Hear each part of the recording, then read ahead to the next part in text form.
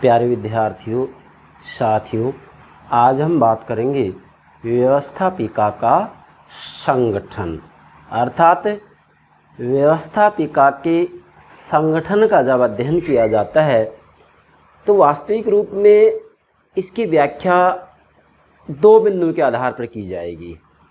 Number एक, व्यवस्थापिका के सदनों की संख्या कितनी है, अर्थात व्यवस्थापिका एक सदनीय है या दो सदनीय है, मतलब व्यवस्थापिका में एक सदन है या दो सदन है। पहले पार्ट में तो हम इससे संबंधित बात करेंगे। दूसरे पार्ट के अंतर्गत हम व्यवस्थापिका के सदनों की रचना या गठन से संबंधित बात करेंगे, मतलब व्यवस्थापिका के जो सदन है इनका निर्वाचन किस पद्धति से होता है।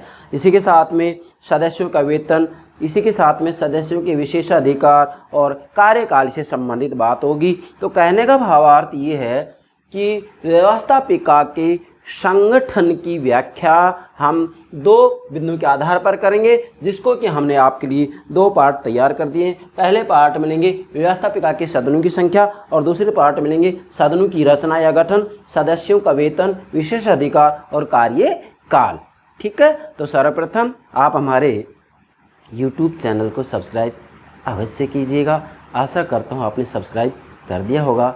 Thank you very much, thank you very much. चलिए अब हम बात करेंगे व्यवस्थापिका का संगठन। देखो, सबसे पहले तो मेरे प्राणों से प्यारे विद्यार्थियों ध्यान दें, जब हम व्यवस्थापिका के संगठन पर चर्चा कर रहे हैं तो इसका मतलब केवल भारत की व्यवस्थापिका से ना लें। मैं ये जो वीडियो बना रहा हूँ पूरी दुनिया के संदर्भ में बना रहा हूँ कि वास्तव में पूरी दुनिया में जितने भी देश हैं उनकी राजनीतिक व्यवस्था का जब आप अध्ययन करें, उनके पॉलिटिकल सिस्टम का जब आप अध्ययन करें तो ध्यान दीजिएगा, जैसे ही आप व्यवस्थापिका के संगठन की बात करते हैं तो वास्तव में दुनिया के सभी देशों में जब आप व्यवस्थापिका का अध्ययन करेंगे तो सबसे पहले यही तो देखेंगे कि व्यवस्थापिका में एक सदन है या दो सदन है, और उन सदस्यों का चुनाव कैसे होता है, उनका कार्यकाल कितना है, उनको क्या वेतन मिलता है, और इसी के साथ में सदन के सदस्यों को क्या विशेषाधिकार हैं। भाई इन सब बातों का अध्ययन किया जाता है और ये सभी बातें व्यवस्थापिका के संगठन के अंतर्गत आती हैं। तो यहाँ विशेष ध्यान देंगे कि व्यवस्थापिका का संगठन, इसका मतलब पूरी दुनिया में व्यवस्थापिकाओं के संगठन से संबंधित बात समझा रहे हैं आज हम आपको। ठीक है, तो चलिए व्यवस्थापिकाओं का संगठन। नंबर एक, पहला पार्ट बनाया मैंने आपके लिए कि व्यवस्थापिका के सदनों की संख्या। देखिएगा, सबसे पहले आपको ये देखना है कि वास्तविक रूप में व्यवस्थापिका में कितने सदन हैं, एक सदन या दो सदन। मतलब संगठन की दृष्टि से व्यवस्थापिका दो प्रकार की होती है। नोट कीजिएगा क्या लिखा है मैंने यहाँ पर, संगठन की दृष्टि से व्यवस्थापिका दो प्रकार की हो सकती है, एक सदनीय व्यवस्थापिका, द्विसदनीय व्यवस्थापिका। ठीक है, एक सदनीय व्यवस्थापिका का मतलब होता है जब व्यवस्थापिका में केवल एक ही सदन हो, जैसे चीन में राष्ट्रीय जन कांग्रेस वहाँ की व्यवस्थापिका का नाम है और इसमें केवल एक ही सदन है। ठीक है भाई, अच्छा, और जब किसी देश की व्यवस्थापिका के अंतर्गत दो सदन होते हैं, कितने सदन होते हैं, दो सदन होते हैं, तो उसे द्विसदनीय व्यवस्थापिका कहा जाता है। जैसे भारत की संसद या व्यवस्थापिका में दो सदन हैं, लोकसभा, राज्यसभा। ब्रिटेन में संसद में दो सदन हैं, लोक सदन, लॉर्ड सभा। अमेरिका की कांग्रेस, मतलब वहाँ की व्यवस्थापिका का नाम कांग्रेस है, उसमें भी भाई दो ही सदन है, प्रतिनिधि सदन और सीनेट। ठीक है, तो कहने का मतलब ये है कि पहले पार्ट में आपको ये देखना है कि वास्तव में संगठन की दृष्टि से व्यवस्थापिकाएं मुख्यतः दो प्रकार की होती हैं, एक सदनीय और द्विसदनीय। मतलब या तो एक सदन होता है या दो सदन होते हैं। इसके साथ में इसका अपवाद भी मिलता है, जैसे एक देश है यूगोस्लाविया, वहाँ पर ये कहा जाता है कि वहाँ की व्यवस्थापिका में 6 सदन हैं। मतलब वास्तव में तो मुख्यतः 2 ही सदन हैं, लेकिन वहाँ 4 सदन ऐसे हैं जिनमें अलग अलग वर्गों के लोगों को प्रतिनिधित्व दिया जाता है। तो वास्तविक रूप में यूगोस्लाविया इसका अपवाद है जिसमें 2 से अधिक सदन हैं। यह बात भी आपको ध्यान में रखनी है। चलिए नोट कीजिएगा आप। संगठन की दृष्टि से व्यवस्थापिका 2 प्रकार की हो सकती है। नंबर 1, एक सदनीय व्यवस्थापिका। नोट करें, एक सदनीय व्यवस्थापिका मतलब जब व्यवस्थापिका में एक सदन होता है तो उसे एक सदनीय व्यवस्थापिका कहा जाता है। अब इसको मतलब इस सदन को प्रथम सदन, लोकप्रिय सदन, निम्न सदन कहा जाता है। मतलब देखो भाई, जब हम प्रथम सदन की बात करते हैं तो वास्तविक रूप में उसे लोकप्रिय और निम्न सदन कहा जाता है। जैसे भारत के अंतर्गत लोकसभा है, लोकसभा को प्रथम सदन कहा जाता है, लोकप्रिय सदन कहा जाता है। लोकप्रिय सदन क्यों कहा जाता है? क्योंकि जनता के द्वारा ही प्रत्यक्ष रूप में निर्वाचित होता है। दुनिया में किसी भी देश का आप अध्ययन कीजिएगा, उसकी राज्य व्यवस्था के अंतर्गत जो पहला सदन होता है वह लोकप्रिय सदन ही होता है। मतलब जनता के द्वारा प्रत्यक्ष रूप में उसे चुना जाता है। निश्चित सूत्र है ये। भारत, अमेरिका, ब्रिटेन, किसी भी देश की बात करिए आप, तो प्रथम, लोकप्रिय और निम्न सदन कहा जाता है इसको। इसके बाद में द्विसदनीय व्यवस्थापिका होती है। अब द्विसदनीय के अंतर्गत जो दूसरा सदन होता है उसे द्वितीय सदन, उच्च सदन कहा जाता है। जैसे कि भारत में राज्यसभा को द्वितीय सदन कहा जाता है, उच्च सदन कहा जाता है। कहा जाता है या नहीं? ठीक है। ब्रिटेन में लॉर्ड सभा को द्वितीय या उच्च सदन कहा जाता है। और ब्रिटेन में ही जो लोक सदन है, लोक सदन को प्रथम सदन, लोकप्रिय सदन, निम्न सदन कहा जाता है। मेरा कहने का भावार्थ ये है कि प्रथम सदन को लोकप्रिय निम्न सदन कहा जाता है और द्वितीय सदन को उच्च सदन कहा जाता है। अब इसका मतलब ये नहीं होगा कि निम्न सदन है तो शक्तियाँ कम होंगी, नहीं। निम्न सदन तो केवल आलंकारिक रूप में नाम दिया गया है। वास्तव में तो जनता के द्वारा प्रत्यक्ष रूप में चुना जाता है, इसलिए शक्तिशाली तो होगा ही होगा। और ये तो दूसरा है उच्च सदन। उच्च सदन केवल आलंकारिक रूप में कहा गया है, जबकि सच्चाई ये है कि दूसरे सदन के पास वास्तव में प्रथम सदन से कम शक्तियां होती हैं। हाँ, इसका अपवाद है संयुक्त राज्य अमेरिका। सीनेट पूरी दुनिया में सबसे शक्तिशाली द्वितीय सदन है। मैंने क्या कहा है? पूरी दुनिया में संयुक्त राज्य अमेरिका की कांग्रेस का दूसरा सदन सीनेट सबसे ज़्यादा शक्तिशाली है। और ब्रिटेन का जो संसद का दूसरा सदन है लॉर्ड सभा। भाई प्रथम सदन तो क्या है? लोक सदन, दूसरा लॉर्ड सभा है। लॉर्ड सभा पूरी दुनिया में सबसे शक्तिहीन सदन है। ये भी नोट कीजिएगा, सबसे शक्तिहीन सदन है। मतलब पूरी दुनिया में ब्रिटेन का लॉर्ड सभा सबसे शक्तिहीन सदन है और पूरी दुनिया में संयुक्त राज्य अमेरिका की कांग्रेस का दूसरा सदन सीनेट सबसे शक्तिशाली सदन है। ये 2 प्रश्न बन गई, बहुत महत्वपूर्ण एग्जाम में पूछे जाते हैं। ठीक है, तो मेरे प्यारे विद्यार्थी, दोनों बातें समझ में आ गई। क्या क्या? कि एक सदनीय व्यवस्थापिका होती है और द्विसदनीय व्यवस्थापिका होती है। अब इसके अंतर्गत विशेषकर आप ये ध्यान देंगे, एक सदनीय व्यवस्थापिका कहाँ है? जैसे चीन में। और द्विसदनीय व्यवस्थापिका कहाँ है? जैसे भारत, अमेरिका, जापान, स्विट्जरलैंड। ठीक है, मतलब हम ये कहेंगे कि दुनिया में ज़्यादातर देशों के अंतर्गत व्यवस्थापिका के अंतर्गत द्विसदनीय व्यवस्थापिका के सिद्धांत को अपनाया गया है। तो ये बात आपको ध्यान में रखना है। मतलब संगठन की दृष्टि से व्यवस्थापिकाएं 2 प्रकार की होती हैं, एक सदनीय और द्विसदनीय। ये बात आपको ध्यान में रखनी है। और इसके अंतर्गत जो प्रथम सदन होता है, प्रथम सदन को लोकप्रिय निम्न सदन कहा जाता है, द्वितीय सदन को उच्च सदन कहा जाता है। ये बात आपको ध्यान में रखनी है। ये तो क्लियर हो गया। एक सदनीय व्यवस्थापिका का सर्वश्रेष्ठ उदाहरण पूरी दुनिया में कौन है? चीन। और द्विसदनीय व्यवस्थापिका कितने ही देशों के नाम आप गिना सकते हैं? Bharat, America, Britain, Japan, Switzerland, France, दुनिया भर के देश। मैंने कह दिया है कि वास्तव में पूरी दुनिया में ज़्यादातर देशों में द्विसदनीय व्यवस्थापिका के सिद्धांत को अपनाया गया है। भाई व्यवस्थापिका के संगठन का आप अध्ययन करते हैं तो इसमें केवल 2 ही सिद्धांत होते हैं मुख्यतः, एक सदनीय व्यवस्थापिका का सिद्धांत और द्विसदनीय व्यवस्थापिका का सिद्धांत। एक सदनीय व्यवस्थापिका के सिद्धांत के अंतर्गत वास्तव में व्यवस्थापिका में एक सदन होता है और द्विसदनीय व्यवस्थापिका के सिद्धांत के अंतर्गत व्यवस्थापिका में 2 सदनों की व्यवस्था की जाती है। ठीक है, यह तो सामान्य जानकारी होगी। इसके बाद में हम व्यवस्थापिका के सदनों की संख्या से संबंधित ही इसमें पहले पार्ट में 2 पार्ट बना रहे हैं, ए और बी। इसमें क्या लेंगे? पहले पार्ट में लेंगे द्विसदनीय व्यवस्थापिका के पक्ष और एक सदनीय व्यवस्थापिका के विपक्ष में तर्क।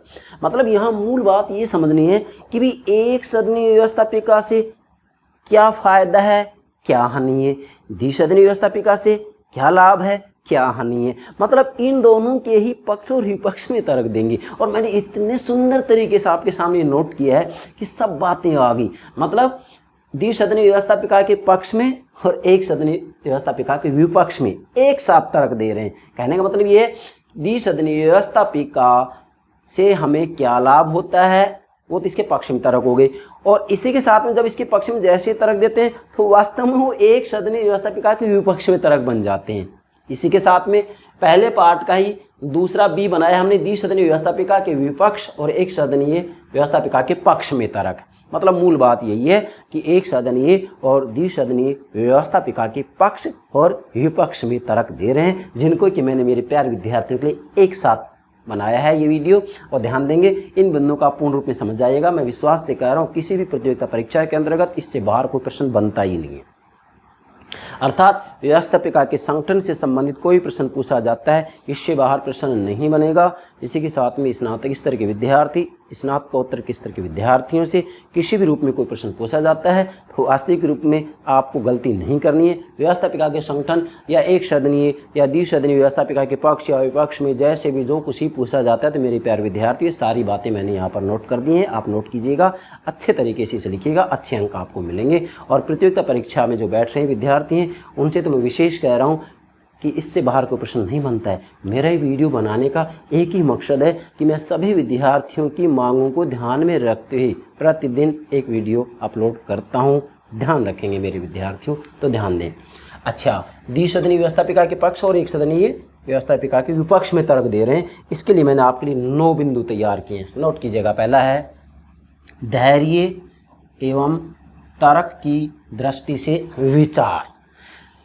वास्तव में जब किसी भी देश की व्यवस्थापिका के अंतर्गत 2 सदन होते हैं तो उसका फ़ायदा ये है कि एक सदन में यदि ठीक से तर्क वितर्क नहीं हो पाता है और दूसरा सदन मौजूद है तो दूसरे सदन में वास्तविक रूप में ठीक तरीके से तर्क वितर्क हो सकता है। एक सदन ही होगा तो वास्तव में चूँकि प्रथम सदन जनता का प्रतिनिधि सदन होता है और इसमें हो सकता है आवेश में आकर, उत्तेजना में आकर निर्णय ले लिया जाए और वह कानून गलत हो तो जनता ऐसी स्थिति में क्रांति कर सकती, विरोध करेगी। लेकिन भाई जब दूसरा सदन है तो प्रथम सदन ने आवेश में आकर यदि विधेयक को पारित कर दिया तो कम से कम भाई दूसरा सदन है तो उसके सामने विधेयक को भेजा जाएगा, वही प्रक्रिया उसमें होगी। मतलब जो प्रक्रिया प्रथम सदन में होती है वही प्रक्रिया दूसरे सदन में होगी। दूसरे सदन में जैसे उसको भेजा जाएगा तो वास्तविक रूप में दूसरे सदन के अंतर्गत उस विधेयक के अंतर्गत जो कमियां हैं, मतलब जो आवेश में वो विधेयक पारित किया गया है तो वास्तव में दूसरे सदन के द्वारा उस आवेश को थोड़ा ठंडा कर दिया जाएगा क्योंकि समय मिल जाएगा। ठीक है। और इसके संदर्भ में विशेषकर एक विद्वान है जॉर्ज वाशिंगटन ने कहा है कि द्वितीय सदन वह प्लेट है, नोट कीजिएगा, बहुत महत्वपूर्ण एग्जाम पूछा जाता है। द्वितीय सदन वह प्लेट है जिसमें प्रथम सदन की उबलती चाय ठंडी की जाती है। वही प्रथम सदन आवेश में उत्तेजना में आकर के कोई निर्णय ले लेता है और उसके बाद विधेयक को पारित कर दिया, दूसरा सदन है नहीं तो दिक्कत आएगी। क्यों? क्योंकि जनता के सामने जाएगा फिर वो। और दूसरा सदन है तो भाई दूसरा सदन जो प्रथम सदन ने आवेश में निर्णय लिया ना, उस आवेश को ठंडा करने का काम करता है। इसलिए वास्तविक रूप में इसे क्या संज्ञा दी गई है कि वह प्लेट है जिसमें प्रथम सदन की उबलती चाय ठंडी की जाती है। मतलब प्रथम सदन में आवेश में आकर जो निर्णय लिया गया है और दूसरा सदन यदि मौजूद है तो उसमें उस आवेश को, उत्तेजना में जो निर्णय लिया गया है ना, उसको ठंडा कर दिया जाता है। मतलब उनको बताया जाता है कि भाई आपके द्वारा ये गलत निर्णय लिया गया है, इसे वापस लीजिएगा। और प्रथम सदन जहाँ तक है द्वितीय सदन की बातों को मान लेता है।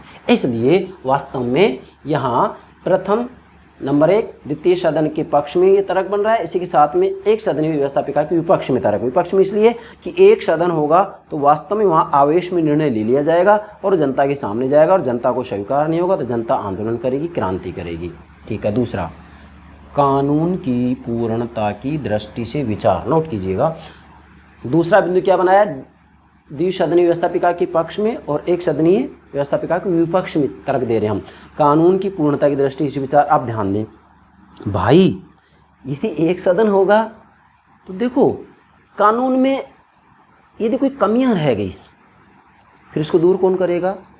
और यदि दो सदन हैं तो प्रथम सदन के द्वारा यदि कानून निर्माण में कोई कमी रह भी जाती है तो वास्तव में दूसरे सदन के द्वारा उस कमी को पूरा कर दिया जाता है, उस कमी को दूर कर दिया जाता है। इसलिए कानून की पूर्णता की दृष्टि से भी वास्तविक रूप में हम कह सकते हैं कि द्विसदनीय व्यवस्थापिका के ये पक्ष में है और एक सदनीय व्यवस्थापिका के ये विपक्ष में तारक हैं। ठीक है, अब इसके बारे में एक बहुत महत्वपूर्ण कोटेशन है, नोट कीजिएगा।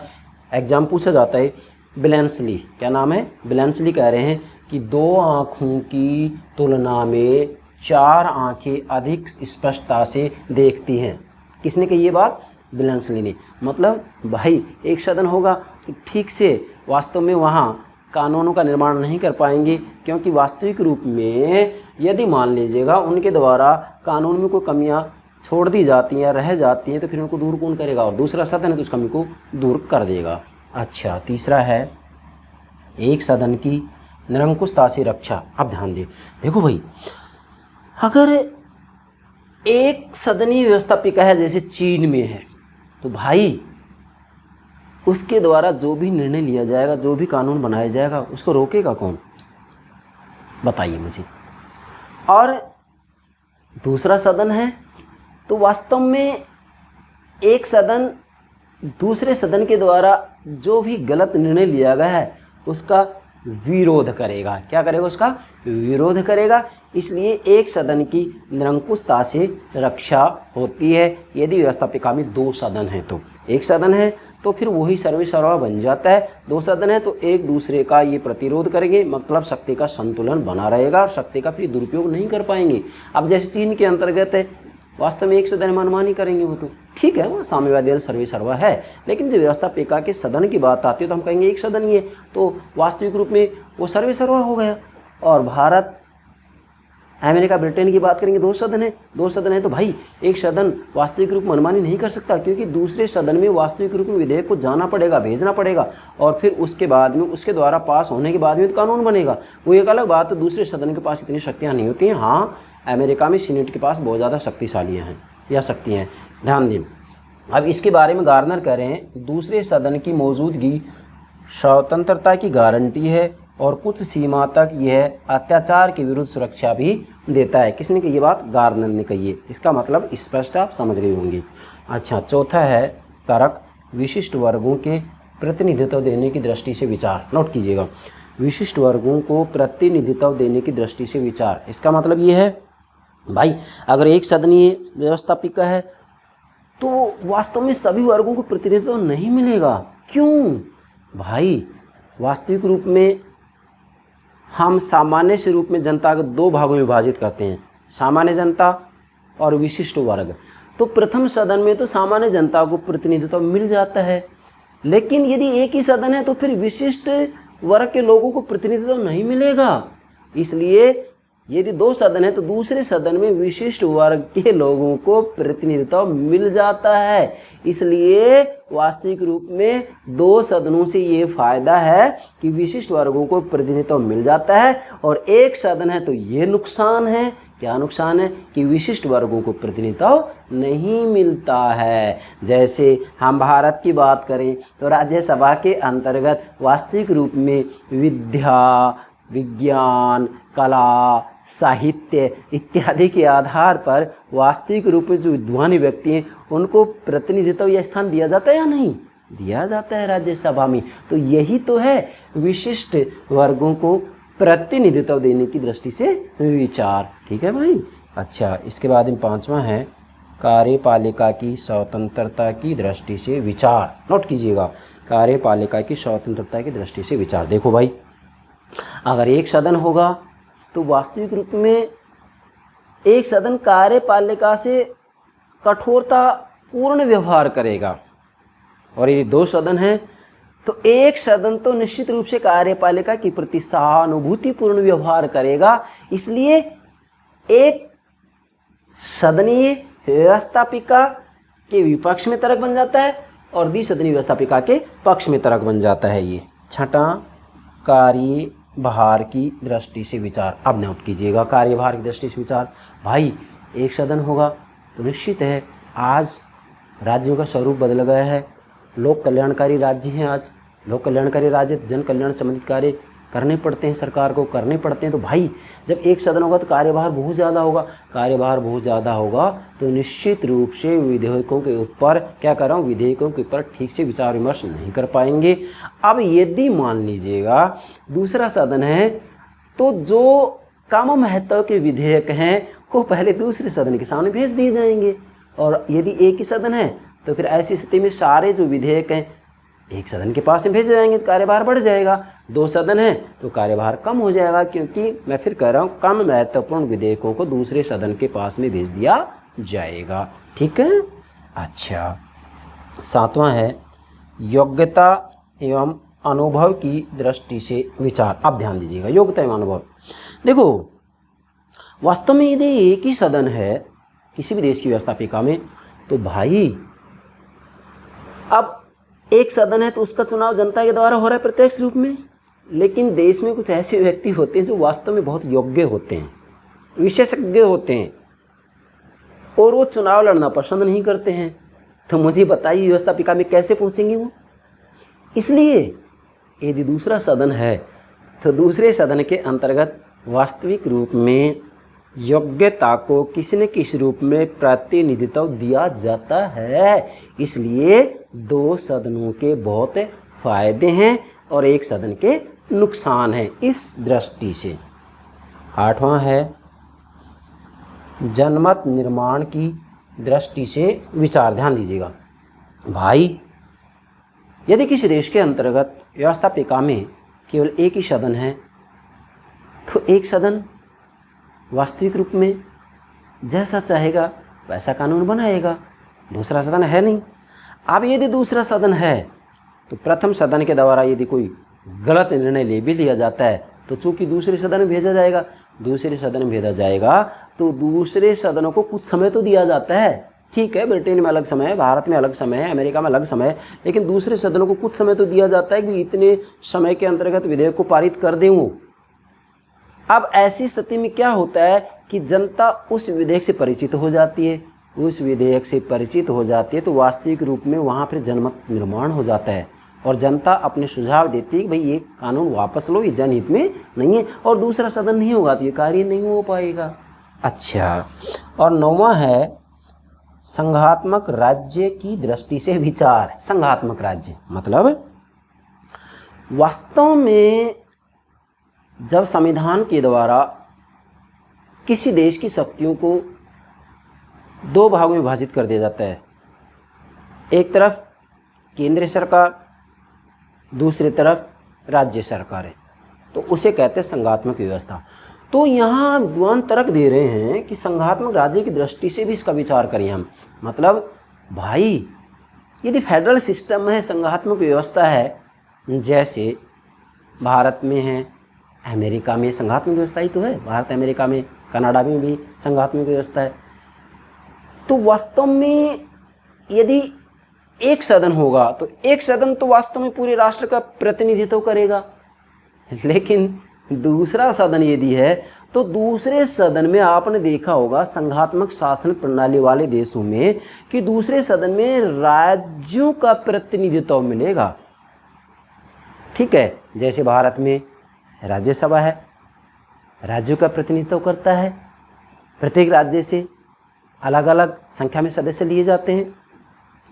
आप देखिएगा अमेरिका के अंतर्गत भी जो सीनेट है, दूसरा सदन सीनेट कांग्रेस का, कांग्रेस मतलब वहाँ की व्यवस्थापिका का नाम कांग्रेस है, दो सदन है, प्रतिनिधि सदन सीनेट, तो सीनेट में भी वास्तव में राज्यों का प्रतिनिधित्व भी होता है। 50 राज्य, प्रत्येक राज्य से 2-2 प्रतिनिधि लिए जाते हैं, तो सीनेट की सदस्य संख्या कितनी होगी? 100 होगी।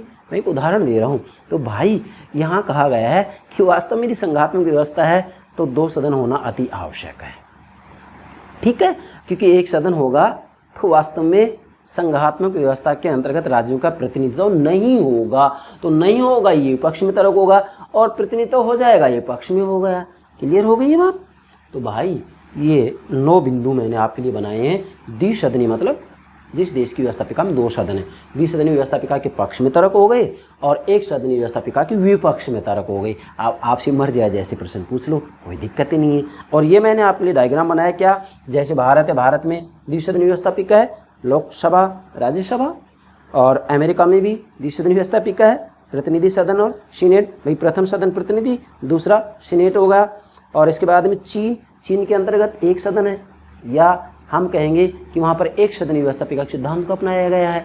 कहाँ? चीन में। और उसका नाम क्या है? राष्ट्रीय जन कांग्रेस। क्या नाम है? राष्ट्रीय जन कांग्रेस। ठीक है, तो आप इसके आधार पर इन सारे बिंदुओं को समझ सकते हैं। अब इधर आइए, पहले पार्ट में हमारा पहला पार्ट कंप्लीट हो गया। अब पहले ही पार्ट में हम इसका दूसरा पार्ट ले रहे हैं, क्या कि द्विसदनीय व्यवस्थापिका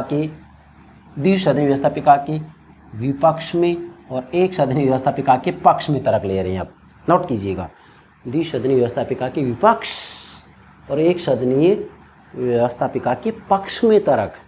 ठीक है, मतलब ये बिंदु मैंने आपके लिए इस रूप में तैयार किए मेरे प्यारे विद्यार्थियों।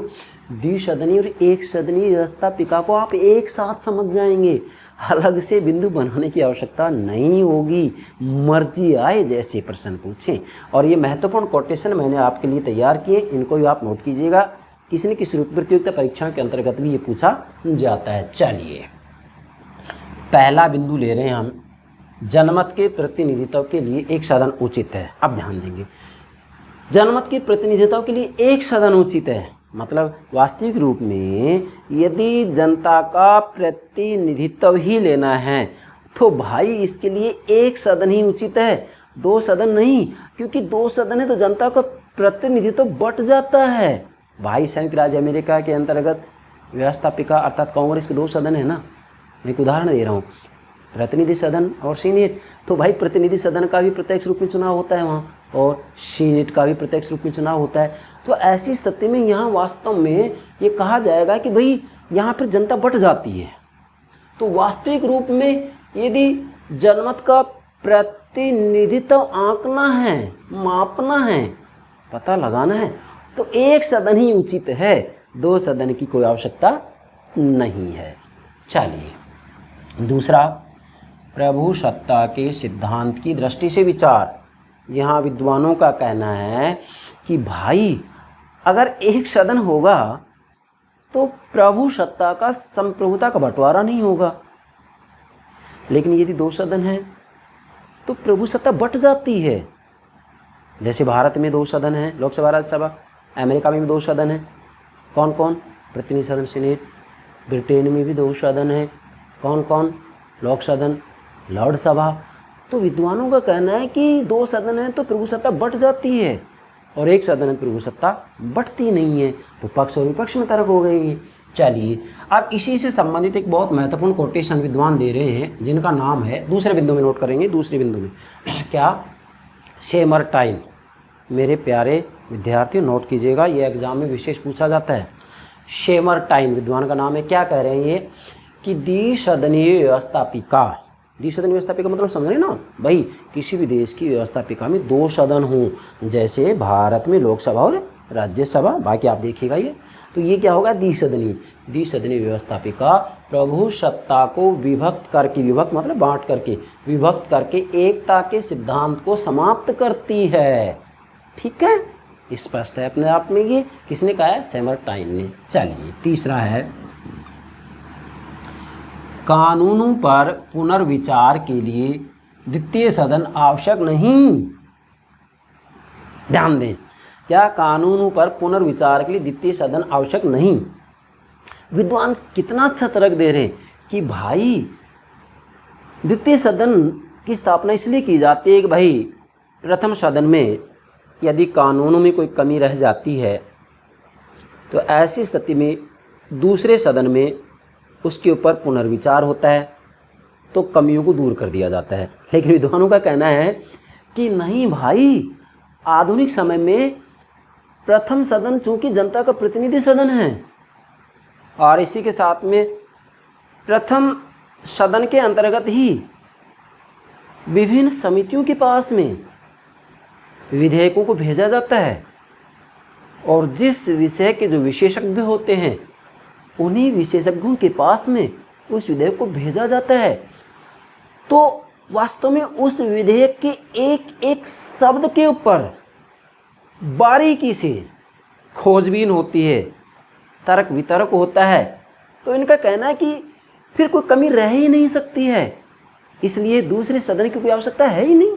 हाँ, इसमें सच्चाई भी है, समझ गए आप। मतलब आधुनिक समय में विभिन्न प्रकार की समितियां गठित की जाती हैं या नहीं की जाती हैं, और फिर एक ही सदन में प्रथम वाचन, द्वितीय वाचन, तृतीय वाचन, समिति स्तर होता है। तो वास्तव में कानून में खामियां रहेंगे कहाँ। इसलिए विद्वानों का कहना है कि कानूनों पर पुनर्विचार के लिए दूसरे सदन की कोई आवश्यकता नहीं है। जैसे भारत में राज्यसभा, अमेरिका में, यहाँ अमेरिका के बारे में हम नहीं कह सकते क्योंकि सीनेट तो बहुत ज़्यादा शक्तिशाली है, लेकिन ब्रिटेन का नाम ले सकते हैं, जैसे ब्रिटेन का लॉर्ड सभा। ठीक है।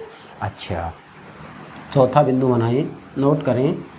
प्रथम सदन की निरंकुशता की दृष्टि से विचार। क्या? प्रथम सदन की निरंकुशता की दृष्टि से विचार। यहाँ विद्वानों का कहना है कि भी दूसरे सदन की स्थापना इसलिए की जाती है कि प्रथम सदन निरंकुश ना हो। लेकिन भाई, यदि अकेला सदन, एक ही सदन हो, दूसरा सदन नहीं हो, तो भी प्रथम सदन निरंकुश नहीं बन सकता। एक सदन निरंकुश नहीं बन सकता। क्यों नहीं बन सकता? क्योंकि वो जनता का प्रतिनिधि होता है। और भाई, जिस भी देश के अंतर्गत व्यवस्थापिका का जो कार्यकाल होता है 4 वर्ष है, 5 वर्ष है, जो भी है, तो 4-5 वर्ष बाद में जनता के सामने जाना पड़ेगा वो मत लेने के लिए। तो कहाँ मनमाना आचरण करेंगे ये? क्योंकि ये तो जनता के प्रति उत्तरदायी होते हैं, उनको जवाब देना पड़ता है। इसलिए यदि ये कहा जाए कि दूसरा सदन इसलिए ज़रूरी है जिससे कि प्रथम सदन निरंकुशता का आचरण ना करे, तो विद्वानों का कहना है कि गलत बात है। और दूसरी बात, वास्तव में यदि प्रथम सदन निरंकुश ही बनना चाहे तो दूसरा सदन उसे रोक भी नहीं सकता। इसलिए दूसरे सदन की इतनी आवश्यकता नहीं है। चलिए, 5वां है, नोट कीजिएगा। द्विसदनीय व्यवस्थापिका में गतिरोध संभव है। नोट करें, द्विसदनीय व्यवस्थापिका में गतिरोध संभव है। जैसे भारत में लोकसभा और राज्यसभा में गतिरोध संभव है, अमेरिका में प्रतिनिधि सीनेट में गतिरोध संभव है, ब्रिटेन में लोक सदन और लॉर्ड सभा में गतिरोध संभव है। जहाँ 2 सदन होते हैं वहाँ वास्तव में किसी विधेयक विशेष को लेकर के इनमें गतिरोध होता है, टकराव होता है। वास्तविक रूप में इनमें मैत्रिकता का अभाव होता है। तो इसलिए ये कहा जाता है क्या कि भाई, एक सदन होगा तो गतिरोध कैसे होगा?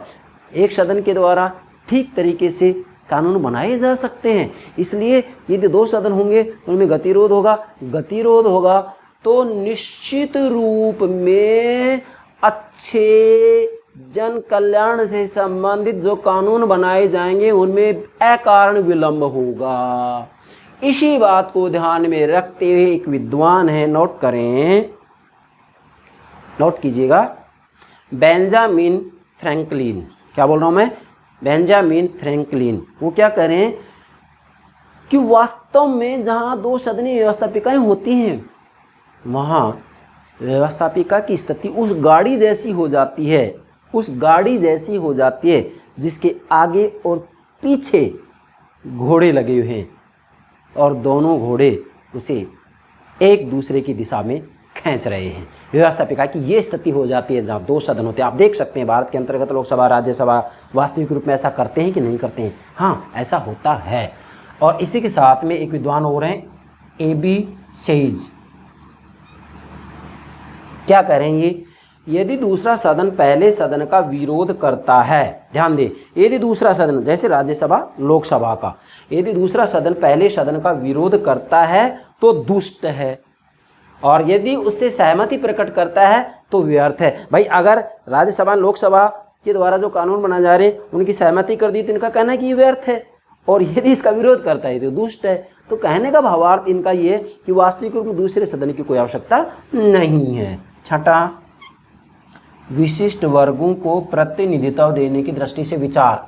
भाई, हमने पीछे आपको कहा था कि भाई यदि 2 सदन है तो प्रथम सदन में जनसामान्य का प्रतिनिधित्व हो जाता है और दूसरे सदन में जो विशिष्ट वर्गों के व्यक्ति होते हैं, जैसे वास्तविक रूप में विद्या, धन, विज्ञान, साहित्य इत्यादि से संबंधित लोगों को दूसरे सदन में प्रतिनिधित्व दे दिया जाता है, तो इसलिए दूसरा सदन जरूरी है। ठीक है, लेकिन यहाँ विद्वान क्या कह रहे हैं, नहीं भाई, विशिष्ट वर्गों को प्रतिनिधित्व देने की दृष्टि से यदि विचार किया जाए तो वास्तव में दूसरे सदन की इसके लिए आवश्यकता है ही नहीं। जैसे हमारे राज्यसभा में विशिष्ट वर्गों की व्यक्तियों को प्रतिनिधित्व दिया जाता है, नहीं दिया जाता है। आप बताइए मुझे, विद्वान कह रहे हैं कि भाई आप इसके लिए एक काम कर सकते हैं कि जो प्रथम सदन होता है, जैसे लोकसभा का उदाहरण दिया कि प्रथम सदन के अंतर्गत ही विशिष्ट वर्ग के व्यक्तियों के लिए कुछ स्थान आरक्षित कर दो, फिर दूसरे सदन की आवश्यकता ही नहीं है। हाँ, इस तरह की सच्चाई है।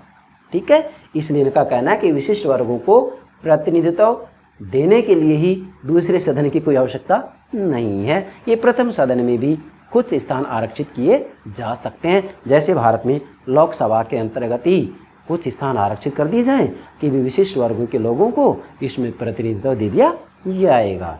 चलिए, 7वां है प्रगतिशील विधि निर्माण की दृष्टि से विचार। ध्यान दें, क्या? प्रगतिशील विधि निर्माण की दृष्टि से विचार। अब यहाँ विद्वानों का कहना है कि वास्तव में यदि देश के लिए प्रगतिशील कानून बनाने हैं तो एक सदन ठीक है। क्यों? क्योंकि दूसरे सदन के अंतर्गत विशेषकर अनुदारवादी व्यक्ति होते हैं जो कि प्रगतिशील कानूनों का अक्सर विरोध करते हैं। इसलिए कहा गया है कि दूसरे सदन की इस दृष्टि से कोई आवश्यकता नहीं है। क्यों? क्योंकि वास्तव में ये प्रगतिशील कानूनों का विरोध करते हैं। जैसे ब्रिटेन के अंतर्गत लॉर्ड सभा के अंतर्गत वास्तविक रूप में वंशानुगत सदस्य होते हैं, उच्च कुल के लोग होते हैं, तो अनुदारवादी होते हैं, वास्तव में वो प्रगतिशील कानूनों का विरोध करते हैं। तो इस दृष्टि से कहा गया है कि दूसरा सदन हमेशा प्रगतिशील कानूनों का विरोध करता है, और यदि एक ही सदन है तो वास्तविक रूप में उसके द्वारा प्रगतिशील कानून बनाए जा सकते हैं। ठीक है भाई, तो इस दृष्टि से आप विचार कर सकते हैं इसके ऊपर। 8वां बिंदु बनाया है मैं आपके लिए, द्वितीय सदन के संगठन शक्तियों की समस्या। नोट कीजिएगा, द्वितीय सदन के संगठन एवं शक्तियों की समस्या। क्या भाई? वास्तव में प्रथम सदन तो प्रत्यक्ष रूप में जनता के द्वारा चुन दिया जाता है, लेकिन दूसरे सदन का संगठन कैसे हो? अब मान लो दूसरा सदन भी प्रत्यक्ष रूप में निर्वाचित हो, तो फिर मुझे बताइए प्रथम सदन की जरूरत कहाँ रही? और यदि दूसरा सदन वंशानुगत है तो ये एक अलोकतंत्रीय सिद्धांत है, इसलिए संगठन की दृष्टि से समस्या आती है और शक्ति की दृष्टि से समस्या आती है। भाई दूसरे सदन क्या शक्ति दी जाए? अब मान लो दूसरे सदन को प्रथम सदन के समान शक्ति दे दी जाए तो गतिरोध होगा, प्रथम सदन से ज़्यादा शक्तियाँ दे दी जाएं तो फिर प्रथम सदन की क्या सार्थकता होगी? इस दृष्टि से भी वास्तविक रूप में दूसरे सदन के संगठन और शक्ति से संबंधित समस्याएं आती हैं, इसलिए वास्तविक रूप में दूसरे सदन के विपक्ष में ये तर्क दिया जाता है। चलिए, 9वां है समय व धन की दृष्टि से विचार। यहाँ इसका मतलब ये है कि जब किसी देश की व्यवस्थापिका के अंतर्गत 2 सदन होते हैं, जैसे भारत में लोकसभा राज्यसभा, द्विसदन व्यवस्थापिका ही तो भारत की, तो एक सदन होता है, विधेयक आसानी से पारित कर दिए जाते हैं, इतना खर्चा भी नहीं हो पाता है। लेकिन यदि दूसरा सदन है तो भाई प्रथम सदन से पारित होने के बाद में मुझे बताइए दूसरे सदन के पास में तो भेजा जाएगा, और दूसरा सदन उसे पारित करने में समय तो लगा ही लगाएगा। ये अलग बात है, भारत में अलग समय है, ब्रिटेन में अलग समय दिया गया है। जैसे ब्रिटेन में वास्तविक रूप में हम कहें कि सामान्य विधेयक 1 वर्ष तक, वित्त विधेयक 1 महीने तक रोक के रख सकती है लॉर्ड सभा।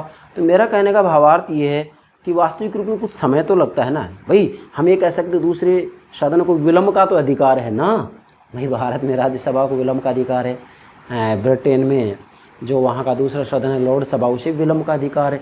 तो विलंब तो होता है, विलंब होता है तो इसका मतलब समय लग रहा है। अब प्रगतिशील कानून हो, बहुत जल्दी से कोई कानून बनाना हो जन कल्याण के लिए, तो दूसरा सदन अकारणीय विलंब करता है ना, तो इसलिए भी इसके विपक्ष में तर्क दे सकते हैं हम। और दूसरा धन, ये भी निश्चित है, दूसरा सदन होगा तो भाई उनको वेतन भत्ते विशेषाधिकार दुनिया भर की सुविधाएं दी जाती हैं, तो खर्चा तो बढ़ेगा ही बढ़ेगा। तो इसलिए समय व धन की दृष्टि से भी कहा जा सकता है कि दूसरे सदन का इतनी सार्थकता नहीं है। ठीक है। और 10वां बनाया है नापनीय बिंदु, संघ राज्य के लिए भी द्विसदन आवश्यक नहीं। अब यहाँ हमने आपको समझाया था ये अंतिम 10वां बिंदु कि जहाँ कहीं भी संघात्मक शासन प्रणाली को अपनाया गया है, जैसे भारत और अमेरिका में संघात्मक व्यवस्था है, तो विद्वानों ने कहा था, यहाँ तर्क दिया था कि भाई संघात्मक व्यवस्था है तो प्रथम सदन तो क्या है, पूरे राष्ट्र का प्रतिनिधित्व कर देता है, लेकिन दूसरा सदन सभी राज्यों का प्रतिनिधित्व करता है। जैसे हमारे राज्यसभा के अंतर्गत जो सदस्य आते हैं राज्य से चुन करके आते हैं, राज्यों का प्रतिनिधित्व होता है। अमेरिका में जो सीनेट है ये भी राज्यों का प्रतिनिधित्व करती है। लेकिन यहाँ विद्वान क्या करें कि संघ राज्य के लिए भी द्वितीय सदन आवश्यक नहीं है। क्यों भाई, प्रथम सदन के अंतर्गत ही वास्तविक रूप में सभी राज्यों का प्रतिनिधित्व हो जाता है। क्यों? क्योंकि आज वास्तविक रूप में राष्ट्रीय स्तर के राजनीतिक दलों का निर्माण हो गया है और वो राजनीतिक दल वास्तविक रूप में पूरे राष्ट्र का प्रतिनिधित्व करते ही करते हैं, इसके साथ में सभी राज्यों का भी तो प्रतिनिधित्व करते हैं। इसलिए विद्वानों ने कहा है कि संघ राज्य के लिए भी दूसरे सदन की कोई आवश्यकता नहीं है। इस आधार पर आप जो मैंने 10 बिंदु बनाए हैं, आप द्विसदनीय व्यवस्थापिका के विपक्ष में तर्क दे सकते हैं और एक सदनीय व्यवस्थापिका के पक्ष में तर्क दे सकते हैं। ये 10 बिंदु मैंने आपके लिए तैयार किए हैं। मैं विश्वास से कह रहा हूँ इससे बाहर कोई प्रश्न नहीं बनता है। मैं विश्वास से कह रहा हूँ व्यवस्थापिका के संगठन से संबंधित पूरी दुनिया में कोई प्रश्न पूछा जाए आप गलत नहीं कर सकेंगे। ठीक है। तो ये तो इसका पहला पार्ट होगा, व्यवस्थापिका के सदनों की संख्या यहाँ तक। अब इसका दूसरा पार्ट है क्या, सदनों की रचना या गठन। अब इसमें क्या बात लेंगे हम भाई, जो ये सदन है मतलब एक सदन और 2 सदन, किसी देश में 1 सदन है, किसी में 2 सदन है। अब मान लो कहीं 2 सदन है, जैसे भारत में है लोकसभा और राज्यसभा, तो जो प्रथम सदन होता है, जैसे भारत में लोकसभा है, अमेरिका में प्रतिनिधि सदन है, ब्रिटेन में लोक सदन है, तो जो प्रथम सदन होता है ये तो निश्चित है इसका चुनाव जनता के द्वारा प्रत्यक्ष रूप में करवा दिया जाता है, तो इसके बारे में तो कोई समस्या नहीं है। लेकिन जब दूसरे सदन की बात की जाती है, जैसे भारत में राज्यसभा, अमेरिका में सीनेट और ब्रिटेन में लोकसभा, ठीक है भाई, तो इसके चुनाव से संबंधित अभी कोई निश्चित सिद्धांत नहीं बन पाया है। अलग अलग देशों में अलग अलग तरीके से दूसरे सदन के व्यक्तियों की भर्ती की जाती है। कहीं प्रत्यक्ष रूप में चुनाव होता है, कहीं अप्रत्यक्ष रूप में चुनाव होता है, कहीं वंशानुगत है, जैसे ब्रिटेन के अंतर्गत कहीं वंशानुगत है, कहीं नाम निर्देशन होता है, क्या करूं, कहीं नाम निर्देशन होता है, और कहीं वास्तविक रूप में देखा जाए तो 2 तत्वों का मिलन हो जाता है। किस किस का, कि अप्रत्यक्ष रूप में निर्वाचन होता है और नाम निर्देशन भी होता है, नाम निर्देशन भी होता है जिसे कि मनोनयन भी कहते हैं। जैसे भारत में राज्यसभा के अंतर्गत राज्यसभा के सदस्यों का अप्रत्यक्ष रूप में चुनाव भी होता है, इसी के साथ में मनोनयन भी होता है, नाम निर्देशन भी किया जाता है राष्ट्रपति के द्वारा। ठीक है। तो मेरा कहने का भावार्थ ये है कि वास्तविक रूप में वर्तमान समय में देखा जाए तो राज्यसभा के अंतर्गत जो भर्ती का तरीका है, इन दोनों तत्वों का मिलन किया गया है, अप्रत्यक्ष निर्वाचन और मनोनयन। तो आज ये माना जाता है कि भाई ये सिद्धांत बहुत अच्छा सिद्धांत है, इसे पूरी दुनिया में दूसरे सदन के अंतर्गत जो सदस्य की भर्ती की जाती है स्वीकार कर लिया जाना चाहिए, परंतु पूर्ण सहमति नहीं बन पाई है। कहीं जैसे अमेरिका में सीनेट है, दूसरा सदन है, तो इसके सदस्यों का चुनाव प्रत्यक्ष रूप में जनता के द्वारा होता है भाई। तो मेरा कहने का मतलब है कहीं प्रत्यक्ष, कहीं अप्रत्यक्ष, कहीं वंशानुगत, कहीं नाम निर्देशन होता है, मनोनयन होता है। तो अलग अलग तरीके से दूसरे सदनों की रचना या गठन किया जाता है, नोट कीजिएगा। ठीक है। इसके बाद में सदस्यों का वेतन। सभी देशों के अंतर्गत व्यवस्थापिका के जो सदन होते हैं, चाहे 1 सदन हो या 2 सदन हो, उनके सदस्यों को वास्तविक रूप में वेतन भी दिया जाता है। अब वो सब जगह अलग अलग तरीका है, सब देशों की अर्थव्यवस्था अलग अलग है, किस रूप में क्या वेतन दिया जाता है ये उस देश की नीति, उस देश की अर्थव्यवस्था के ऊपर निर्भर करता है। अगला, सदस्यों के विशेषाधिकार। पूरी दुनिया में सभी देशों की व्यवस्थापिकाओं के अंतर्गत जो सदनों के सदस्य होते हैं, जैसे लोकसभा के सदस्य, राज्यसभा के सदस्य, अमेरिका में प्रतिनिधि और सीनेट के सदस्य, ब्रिटेन में लोक सदन, लॉर्ड सभा के सदस्य, तो सभी को किसी न किसी रूप में विशेषाधिकार प्राप्त होते हैं। जैसे जब सदन 70 में हो उस समय सदन के अंतर्गत इनके द्वारा कोई अपशब्द बोला गया हो तो उस स्थिति में इनको गिरफ्तार नहीं किया जा सकता और बाहर आकर के इनके ऊपर किसी भी रूप में कोई कार्रवाई नहीं की जा सकती। इसी के साथ में वास्तविक रूप में सदन 70 में हो, ऐसी स्थिति में सदन के 70 से कुछ दिन पूर्व और कुछ दिन बाद तक भी सदन के सदस्य को गिरफ्तार नहीं किया जा सकता। अब वो दिन की संख्या सभी देशों में अलग अलग होती है, लेकिन यहाँ आप ये निष्कर्ष निकालेंगे कि पूरी दुनिया में व्यवस्थापिका के सदस्यों को निश्चित रूप में विशेषाधिकार प्राप्त होते हैं। ठीक है भाई, क्योंकि हम व्यवस्थापिकाओं के संगठन की बात कर रहे थे, सारी बातें आएंगी इसमें। अगला है अंतिम कार्यकाल।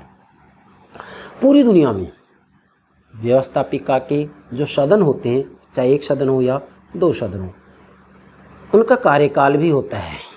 कहीं 2 वर्ष है, कहीं 4 वर्ष है, कहीं 6 वर्ष है। कैसे? अमेरिका में प्रतिनिधि सदन का कार्यकाल 2 वर्ष, सीनेट का कार्यकाल 6 वर्ष है। ये तय है कि सभी देशों में जो दूसरा सदन होता है वह कुछ अपवादों को छोड़ करके स्थायी सदन होता है। क्या होता है? स्थायी सदन होता है। ये बात आपको ध्यान में रखनी है। अब वास्तव में भारत की बात आए तो राज्यसभा का कार्यकाल 6 वर्ष है, ये स्थायी सदन है, और लोकसभा का कार्यकाल 5 वर्ष है। समझ रहे हैं नहीं ये बात?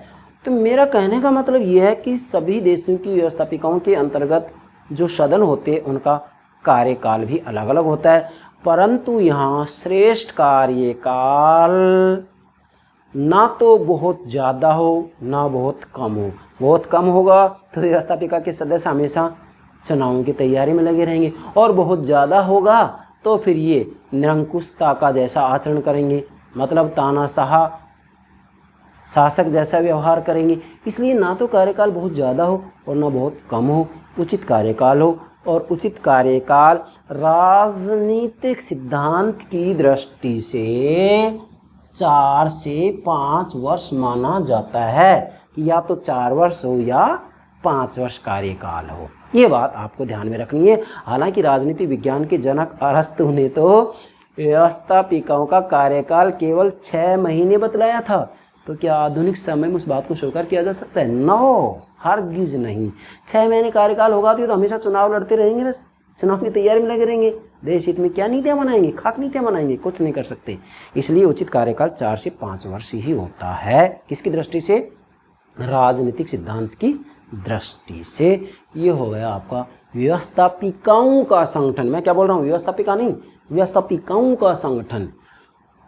पूरी दुनिया में सभी देशों की व्यवस्थापिकाओं के संगठन का विश्लेषण आप इस आधार पर कर सकते हैं। आशा करता हूँ व्यवस्थापिकाओं का संगठन ठीक से आपकी समझ में आ गया होगा। Thank you very much. Thank you very much.